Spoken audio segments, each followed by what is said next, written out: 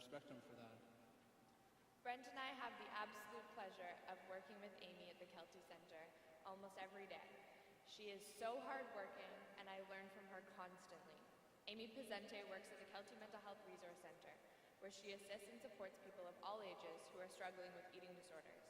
Amy comes from the perspective of recovering fully from her own eating disorder herself. She is also the coordinator of the Provincial Eating Disorder Awareness Week campaign in BC. Please welcome Amy. Thank you.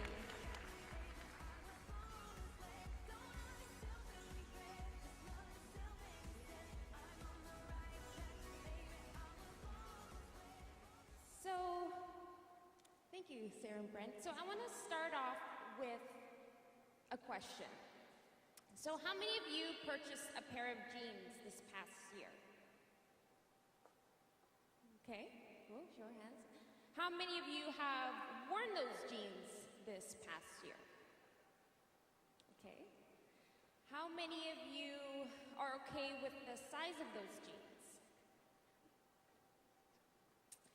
Well, when I was in high school, I definitely wasn't okay with the size of my jeans. In high school, I struggled with an eating disorder. Although I never really knew I never knew I was struggling with an eating disorder. It was really rough for me. I felt I had no friends. I wasn't good at anything.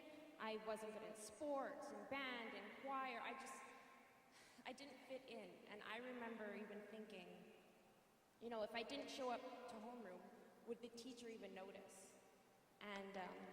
And then one day, I remember in grade 12,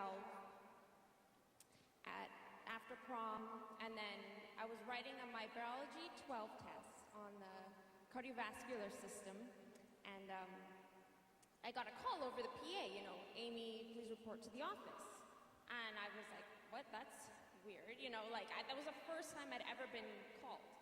And so I went, and there was the principal, my mom, the vice principal, and the student counselor all standing there. And the principal said, you know, don't grab your books, don't go to your locker, you're going to go with your mom, and she's going to take you to BC Children's Hospital for an eating disorder. And that was the first time Amy and eating disorder had ever been in the same sentence. I was like, what? And but I went because I was terrified of the principal. And then it was a different approach to treatment. It was at Children's Hospital, it was motivation approach, and I definitely was not motivated. I'm the youngest in my family, and I looked a lot like my sister. And so I remember the first day that I was at BC Children's in the eating disorders unit, I was like, I'm fine, it's my sister, my mom is crazy, my mom's mixing us up, it's my sister that has an eating disorder.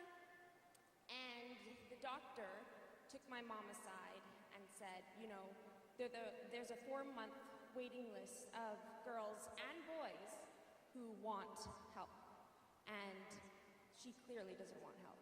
And so I remember on the car ride home, my mom was bawling her eyes, and you know, my whole thing was, you know, I'll talk about change, but I'm not ready to make any changes. And then this summer, going into university, I got rid of all my friends. It was just, that's the way I wanted it, just me and my isolated little bubble. And that's when it started to get even worse. And I was in the School of Human Kinetics, or kinesiology, and which is a study of exercise and calories and weight and biomechanics and muscles, and I became obsessed with that. I remember thinking, well, it's either human kinetics, I want to be a chef, or I want to be a dietitian, you know, because I was just obsessed. And I got a gym membership, and I abused it quite a bit. I would spend all my day there, and to the point where I remember even random members would be coming up to me and putting like their phone number on my treadmill, or like, if you ever need to talk, just talk, come see me. And it was just really bizarre, and I was like, what? And I'd rip it up and throw it away. And then one day, the manager of the gym came up to me and said, Amy, a lot of people have been talking about you.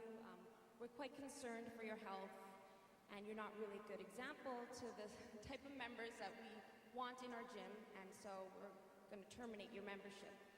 And I was livid. I was just like, you know what? Screw you. I went beelined it straight to the Canadian Tire on Kingsway, and sort of by night, it's no longer there. But and I purchased a treadmill, and I set it up in my basement, and I would run and run and run in the middle of the night, so my parents wouldn't know. And all I'd be watching was the Food Network, because again, I was just obsessed with that. And my mom eventually found out, and so she freaked out, and so I had to stop using the treadmill. But this is just sort of goes to show how obsessive I was, because I remember I would, in the middle of the night, just run through the streets of Burnaby. I live near Metrotown, and I would just run and run at like 2 a.m. through the trails of Central Park, and it's dangerous. I remember 2 times a random police officer came up to me and stopped me and said, miss, if you're gonna run, at least run with a dog or run with a friend, because it's quite dangerous. And I remember I didn't care. I wanted something to happen to me. I don't know what. I mean, kidnapped, I don't know. I wanted something to happen to me, because I hated living. I wasn't living, I was existing. And even I would pray every time I went to bed not to wake up, because it was just unbearable. And then I finished university, and then I got into my master's program in physiotherapy. And it's a 2-year master's program, and I finished a year and a half. And because the program, I remember the dean of the program sort of pulled me aside and said, we're quite concerned about your health, and we don't know if you'd be a good representation of a physiotherapist. He sort of said along those lines. He said I was welcome back anytime, but I should focus on my health. And that was sort of, for me, an eye-opener, because I was just like, well, what do I do now? Because I put all my marbles into I was going to be the best physiotherapist in all of Vancouver. Everyone across the Lower Mainland is going to want to see me, Amy, like an expert in nutrition. You're all jealous of me. And now what? And so I remember on the bus home, that's sort of when I was like, I'm done. I'm tired of fainting. I'm tired of people staring at me. I'm sick and tired of this. And so, with the help of my mom, I got on the wait list into St. Paul's Hospital Eating Disorder Program. And so, I was on the wait list. And so and you have to remember, during this time, it was a lot of idle time. Like, I was essentially kicked out of school. I was kicked out of the gym. I couldn't work because I didn't know when St. Paul's was going to call me, if it was going to be next week, next month, next year. I didn't know. And so it was just me by myself. And at this time, just to describe a little bit of an eating disorder, there's sort of 2 different entities. There's 2 different pieces of the mind of an eating disorder. So there's Amy, regular Amy, who desperately wants to live. And then there's the eating disorder Amy, who every time I nourished myself, every time I ate, it would call me, I was a stupid, fat, worthless pig. I wasn't enough. I wasn't worthy of living. It would tell me that my own mother was jealous of me. My beautiful mother, who would even sometimes in the middle of the night come into my bedroom to check my pulse to make sure I was alive. It would tell me that all the nurses and doctors, my therapist at St. Paul's, that it was just a trick. It was all just a trick to make me fat. It would tell me things like, and I even remember it felt like I was in chains. Chains that would drag me to the toilet, chains that would drag me to the treadmill. And at this point, I loathed the treadmill. I hated the treadmill. But I remember I'd be crying as I was on it. And, but, the eating disorder Amy would be like, you stay on this. This is your punishment. But the regular Amy would be like, what are you doing? Get off. Like, this isn't you. And it eventually told me, I was a stupid, fat pig, and I was better off dead. And so I did just that, and I attempted suicide. And after that, I can't remember, I fainted, and 2 police were at the door, and they certified me, which means I sort of had no choice but to go with them, and I went into Royal Columbian Hospital in the psychiatric unit, and I was there for about 3 weeks, 3.5 weeks, and I was on antidepressants, anti-anxiety meds, which I should add I am not ashamed of. I'm very proud that I was on those. There's nothing to be ashamed of. No one chooses to have a mental illness. And for me, it shows that I'm worthy of getting myself better.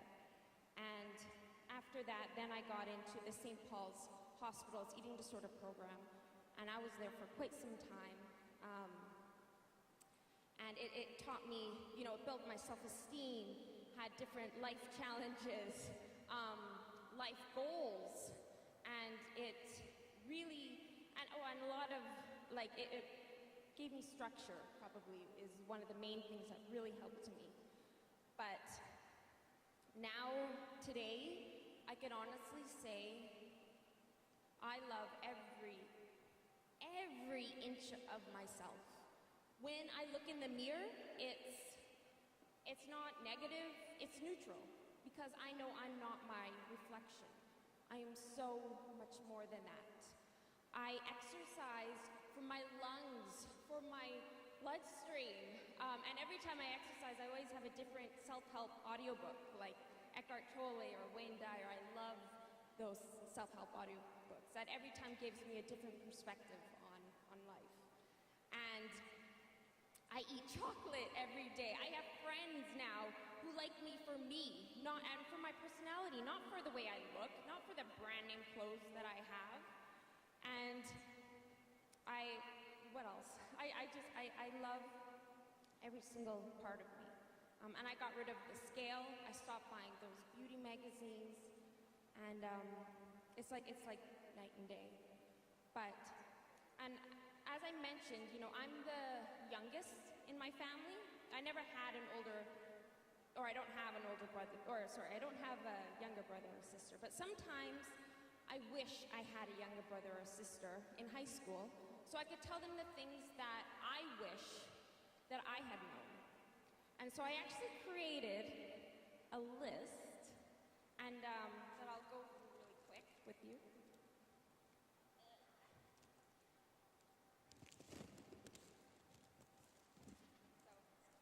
it's just a little bit of a list.